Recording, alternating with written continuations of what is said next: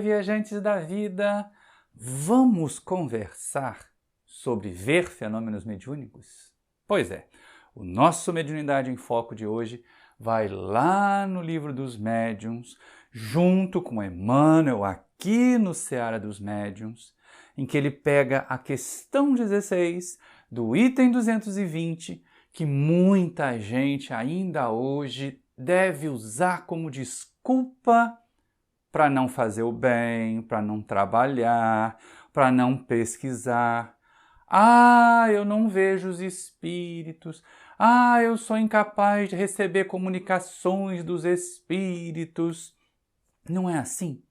Não é desse jeito que as pessoas costumam fazer, até para ficar lá sentadas no centro a vida inteira, 20, 30, 40 anos tomando passe, sem nada fazer porque alegam que elas não têm condições?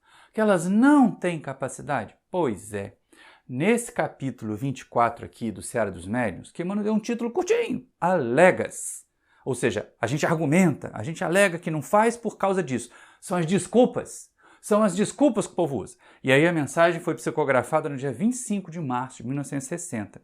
Como eu disse, pegando aqui a questão 16 do item 20. E ela é tão curtinha e ela é tão de hoje. Olha só que coisa, né? 1861, o Livro dos Médiuns. E a questão é de hoje. Ainda vemos no nosso centro espírita bando de gente falando isso. E aí exatamente porque a questão é curtinha, antes da gente entrar ali no seu Emmanuel, a gente vai lá no seu Kardec, ver como é que ele perguntou. Olha que interessante. Como um homem pode aperfeiçoar-se mediante o ensino dos espíritos, quando não tem, nem por si mesmo, nem com o auxílio de outros médiuns, os meios de receber de modo direto esse ensinamento? E aí os espíritos respondem. Não tem ele os livros, como o cristão tem o evangelho? Para praticar a moral de Jesus, não é preciso que o cristão tenha ouvido suas palavras no instante mesmo que saíram da boca do Mestre. Mas não é interessante? Não é uma questão que a gente tem que parar para pensar aquele monte de gente assim, não, mas olha, deixa eu ir para a reunião mediúnica para ver se eu acredito nesse negócio de espiritismo. Dá certo, não. É importante que a gente pense, até porque assim, desculpa para não fazer, a gente arruma aos montes. A gente arruma aos montes. E é exatamente em torno das desculpas para não fazer que o Emmanuel vai trabalhar com a gente. Por isso o título Alegas. Ó, você dá esse argumento aí, mas presta atenção que não é bem assim. Olha que bacana. Alegas descrença da vida celestial por ausência de comprovação que supões adequada. E viajas ante a glória do firmamento num gigantesco engenho cósmico de nome Terra, a girar sobre si mesmo com imensa velocidade em torno do Sol. E não pensas nisso. Olha só que interessante. A gente começa a dizer assim, não existe esse negócio de céu, de mundo espiritual, eu não tenho provas, eu não estou vendo. Mas você que está aí no planeta Terra como eu, sente o movimento da Terra pelo espaço? Não sente, né? Parece que a gente está paradinho aqui, parece que é o universo que está girando em volta da gente. Já parou para pensar? Todo o mecanismo, como diz ali o Emmanuel, a precisão, já parou? A Terra não se choca com Marte, a Lua não cai na Terra, de vez em quando vem aí os meteoros, meteoritos, mas né, nada que faça aquele estrago gigante lá de extinguir os dinossauros. Pelo menos não por enquanto, né? A gente ainda não está procurando por isso, mas vai que a humanidade se destrambelha, vai que a humanidade realmente desanda aqui na Terra e aí vem um outro asteroide, e aí a gente vai voltar a ter a civilização das baratas aqui. Mas deixa isso para lá, que isso aí é mais comédia do que filosofia. Mas é muito importante assim, a gente não pensa que está num sistema cósmico, isso mesmo, do universo, que funciona com tanta precisão, como é que vai ficar questionando se existe ou não existe mundo espiritual? É coisa diferente. E aí Emmanuel prossegue. Alegas que não compreendes como possam surgir irradiações do espírito e te equilibras cada dia sob a luz solar que se expande na imensidão do espaço, a 300 mil quilômetros por segundo, sem que lhe abordes a estrutura mais íntima. Aqui Emmanuel está falando da luz do Sol. Ah, o argumento, né? A alegação. Como é que os espíritos vão se comunicar? Como é que eles irradiam o pensamento dele? Como é que o pensamento vai chegar para mim? Mas a luz do sol não chega todo dia, o dia inteiro, muitos e muitos anos, lá de longe. Como o Manuel fala ali, 300 mil quilômetros por segundo. É coisa pra caramba, é a velocidade da luz.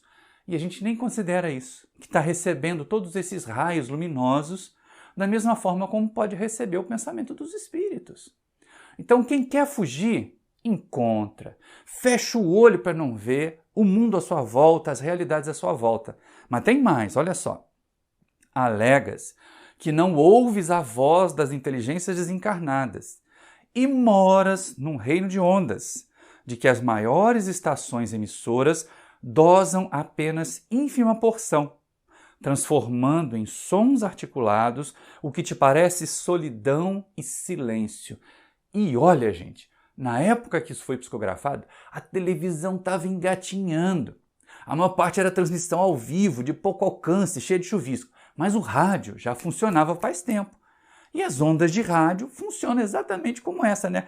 Um espírito pensa, irradia, e aí um receptor, que é a mente do médium, vai captar e transmitir. Então tá muito interessante a gente colocar isso assim, eu não vejo espírito, o espírito não fala comigo, mas aquele radialista que está lá longe, ou hoje, a internet, tempo real, uma criatura no outro extremo do planeta, ela liga uma câmera, coloca uma live e você conversa com ela em tempo real, usando nenhum fio, só ondas, só eletromagnetismo. A mesma coisa para a comunicação dos espíritos. Mas quem não quer ver, continua não querendo, continua não vendo. O pior cego é aquele que não quer ver. E Emmanuel vai dar estocada mais ainda, quer ver? Alegas que ninguém te explica por que processos se alimentam as almas com os fluidos sutis e vives no oceano aéreo, nutrindo-te em maior grau dos recursos imponderáveis da natureza. Aqui é lógico que é um paralelo, porque assim, no dia a dia, principalmente nas descrições de André Luiz, dos espíritos da nossa condição terrena, vêm os relatos de que eles se alimentam, de que eles têm estrutura, de que eles têm casa, de que eles vão no Parque das Águas, como a gente vê lá em nosso lar. E aí muita gente diz, isso aí é fantasia, não é possível. Mas a gente não está vendo, mas usa o oxigênio do ar. As plantas recolhem, né, o gás carbônico e transformam em glicose, transformam em açúcares, transformam em celulose, fazendo modificações de coisas muito, muito imponderáveis. Então não vem com essa conversa de que eu não sei como é que o espírito vive, não sei como é que o espírito come, porque é fluido. Da mesma forma como, né, esse gás que nós utilizamos serve para nos alimentar. E mais, como os raios solares, aí é só energia, faz com que as plantas tenham a sua ação, realizem o seu trabalho, realizem a sua multiplicação. E lá vamos nós com o Emmanuel mais um pouco. Olha, alegas que a existência humana fora da matéria física é inaceitável por tornar-se invisível. Entretanto, quanta coisa invisível consideras real? Aí esse aqui é aquele argumento assim, não acredito que alguém que morreu continua vivo, porque eu não vejo. Mas não tem um monte de coisa. Você já viu um átomo, mas na escola você acreditou que o átomo existia. Não é verdade? A gente não vê um monte de coisa, mas acredita. A gente não vê o vírus do coronavírus, mas olha quantas mortes esse vírus causou, quantos problemas nos últimos 2 anos esse vírus causou, porque nós estamos gravando aqui em 2022. Então a gente tem que estar muito atento. Tem muita coisa que a gente não vê, que existe e que impacta a gente positivamente ou negativamente. Então os entes queridos que desencarnaram continuam vivendo e impactam a gente positivamente com seu amor. Os nossos adversários que desencarnaram continuam vivendo e impactam a gente com seu pensamento negativo, às vezes com seu ódio, com a sua energia ruim. Então é bom a gente estar atento a isso. Tem um monte de coisa que a gente não vê e acredita. Por que vai negar o mundo espiritual porque não vê? Ou vai dizer que acredita, ou vai alegar que é porque não vê que ele não acredita, não é? Porque tem uns que são bem assim. E vamos lá com o Emmanuel, porque ele vai terminar de encostar a gente na parede. Alegas a impossibilidade da materialização transitória dos amigos que já transpuseram as fronteiras do túmulo. E, apesar das notáveis observações da genética, desconheces como nasceste entre as formas carnais, tanto quanto ignoras os processos por que te desenvolves. E aí Emmanuel dá aquela assim, você não sabe explicar como é que o seu corpo se forma. Como é que surgiu o primeiro ser vivo, a primeira molécula orgânica?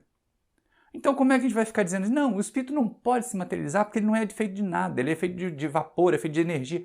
Mas não tem tantas coisas que se condensam, não tem tantas formas de energia que se modificam, que se transformam uma na outra? Por que o espírito não pode, usando o seu perispírito, que é um corpo fluídico espiritual e energético, né, agregar em torno dele o suficiente de energia para que ele se torne, inclusive, tangível. E depois se desfaça, naturalmente. Quantas e quantas... Não tem uns campos magnéticos que formam em torno de si a estrutura e a gente toca ali, parece que a coisa é sólida. Terminou o campo, deixou de existir o campo, aqui cai tudo.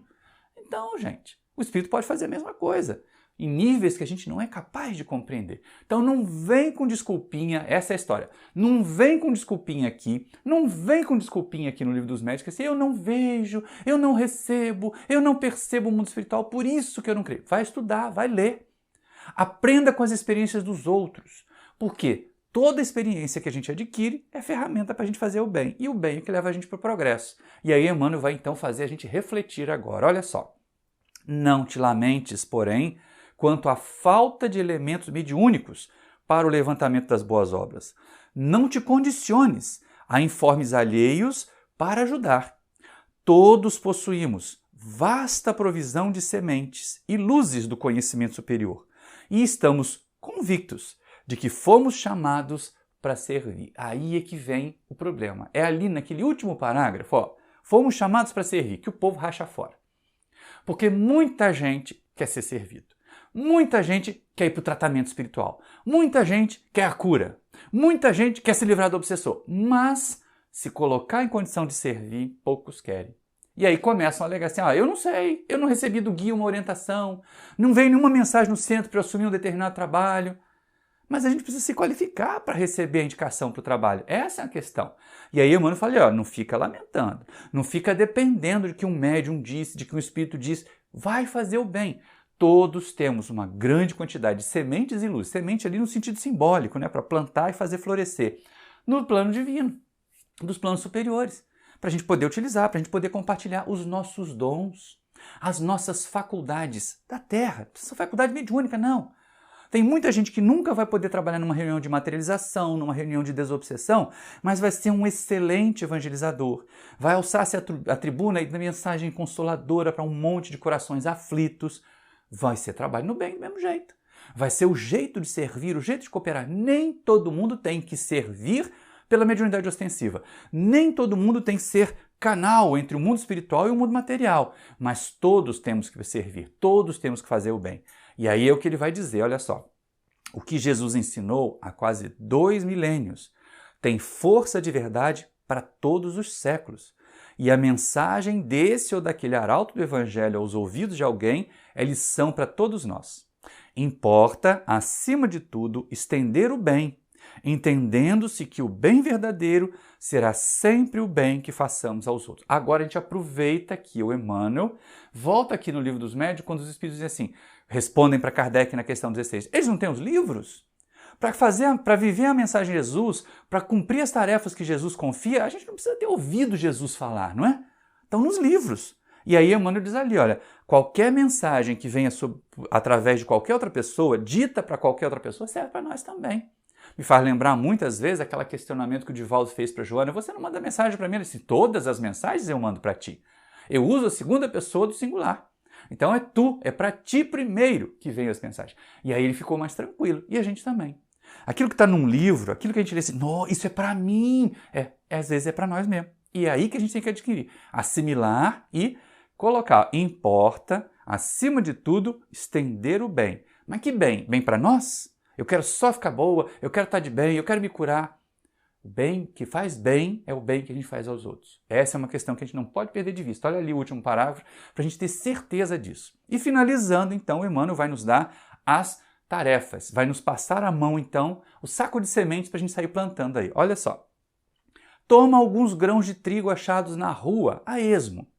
Não sabes de onde vieram. No entanto, se resolves plantá-los, ainda hoje, com respeito e carinho, em breve as leis de Deus, sem que as vejas agindo, deles farão no solo, em teu próprio favor, vasto e belo trigal. E aí é interessante que a gente saindo semeando, no final das contas, quem mais planta o bem, quem mais realiza o bem, é quem mais se beneficia do bem feito. Quando alguém acende uma lâmpada, acende uma luz, acende um fósforo que seja, o primeiro a ser iluminado é aquele que acendeu. Então a proposta do Emmanuel aqui é para a gente entender o seguinte, olha, não importa quão amplas são as faculdades que você já tem, faça o melhor com essas que você já tem. E aí, se pretende outras, vai estudar mais, vai se qualificar, vai treinar, vai refletir, para se colocar em condições de ser convidado pelos espíritos amigos a outras tarefas. Então pensa aí sobre isso. Não fiquemos dando desculpa assim, só vou acreditar se eu estiver vendo. Isso aí é complexo de São Tomé, né? Só que São Tomé, embora seja muitas vezes colocado como protótipo da fé raciocinada, muitas vezes também é a fé vacilante, aquela fé que só com coisa muito contundente, só, né, com uma facada na pele é que a gente consegue sentir que existe corte. Então, pera lá. Tenta fazer, tenta agir com o que você já tem. Algumas sementes, algumas sementinhas de trigo, ou então, como a gente viu no slide anterior, aquelas sementes de luz que cada um de nós reencarna, as nossas faculdades, as nossas capacidades, aquilo que nós já somos capazes de fazer bem feito. Essas são as sementes que a gente precisa e vai usar. Então use e expanda. E aí você vai ver no final das contas, no final da jornada, que todas as sementes do bem que você semeou, que eu semeei, vão se reverter em benefício para nós. Não existe alegação possível para não fazer o bem, todo o bem possível. Como Emmanuel disse, o único bem que vai realmente ter efeito é o bem que a gente fizer pelos outros, sem interesse de nos beneficiar. Porque de vez em quando a gente fica fazendo bem para os outros, querendo comprar um duplex com piscina em nosso lado, do lado da casa do André Luiz. Não vai rolar. Então, espero que vocês tenham gostado. Vamos refletir aí. Livro dos Médiuns, Seara dos Médiuns do Emmanuel. Pega os 2 livros, volta no capítulo. Se gostou, pega o link, manda para os seus conhecidos, para os seus amigos, para a gente poder fazer essa grande sala de estudos, em que nós vamos nos aperfeiçoando aos pouquinhos, com vídeos curtinhos, mas que leve a gente a fazer um trabalho melhor, um trabalho mais bacana. Espero que você tenha gostado e te peço aí, ó, se inscreve no canal se ainda não é inscrito. Se é inscrito, manda para outros colegas se inscreverem, né? Acione o sininho para receber as notificações. Se gostou, deixa um like. Se não gostou, pode deixar o dislike. Mas antes, vai lá e comenta por que gostou ou por que não gostou. Grande abraço para vocês. Fica aí com a gente no próximo vídeo, está chegando. E a gente vai se ver de novo. Um grande abraço e muito obrigado pela sua atenção.